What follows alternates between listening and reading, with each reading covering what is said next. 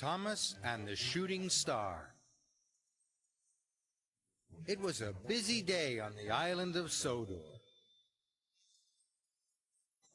All the engines were working hard. They wanted to finish their work as quickly as possible. That night, a shooting star was going to flash across the sky. Anyone who saw it could make a wish. None of the engines had ever seen a shooting star before. As the sun started to set, the engines were watching the darkening sky. They were thinking about their wishes. "I'm going to wish to be grander," puffed Gordon. "I'm going to wish to be redder," snorted James. "I'm going to wish to pull the mail forever and ever," peeped Percy happily. Thomas didn't know what to wish for.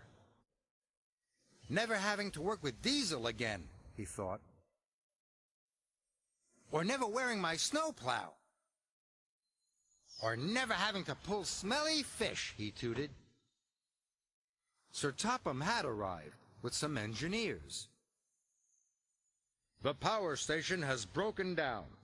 There are no lights on the island," he boomed. "Thomas, you must take the engineers to repair it right away. Be sure to go the quickest way," he added. "Look out for the shooting star, Thomas," peeped Percy.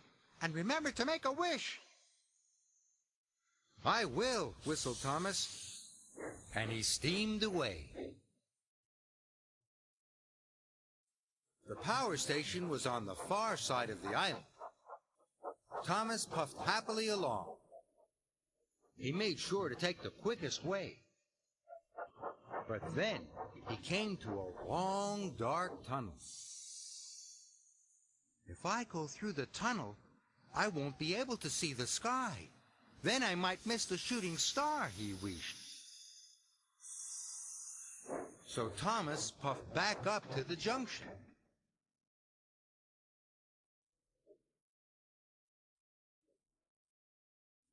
And he took a different route. "This isn't the fastest way," he chuffed. "But if I puff hard enough, I'll be at the power station just as quickly." But Thomas wasn't at the power station just as quickly. He was at Henry's Forest instead. The trees were tall, and the branches blocked out the sky. "If I go through Henry's Forest," he wished, "I won't see the shooting star."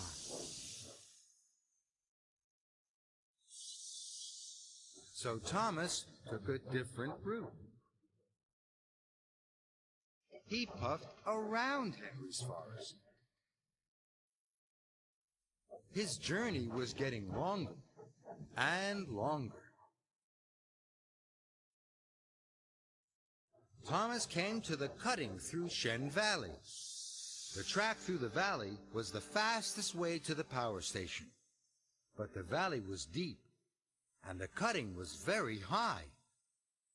"If I go through the cutting, I won't see the shooting star," he wished. So Thomas backed up and went another way. Thomas's journey was getting even longer, and it was even later. And with no electricity on the island, Sodor was darker than ever. At Tidmouth Sheds, the engines were all still thinking about their wishes. All except Percy. He was worried about his friend. "Thomas should be back by now," he peeped sadly. "Where is he?" But the engines didn't know where Thomas was. Neither did Thomas. He could hardly see anything. He didn't know whether to puff left, or right, or up, or down. Now he wasn't thinking about the shooting star.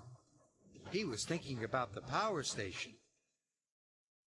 If I had taken the quickest way, the lights would be fixed by now, cried Thomas, and I wouldn't be lost.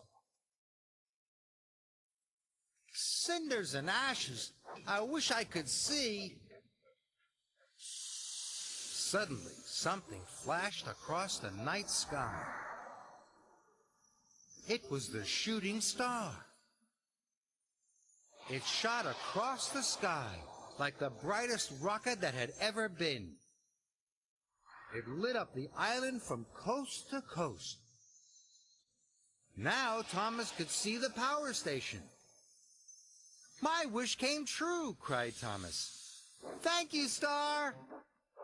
And he steamed off as fast as he could. Thomas arrived at the power station. The engineers quickly got to work. Soon the power station was fixed, and the lights came on all over Sodor.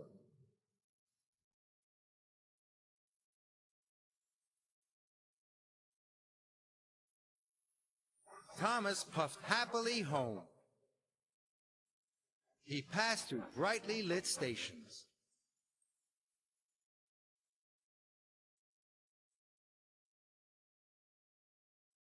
As he pulled into Tidmouth, his friends were talking about their wishes.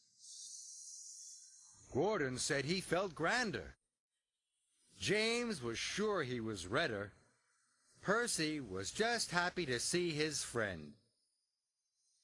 I wished you would come home safely, he peeped. Thank you, Percy, tooted Thomas. Both of our wishes came true.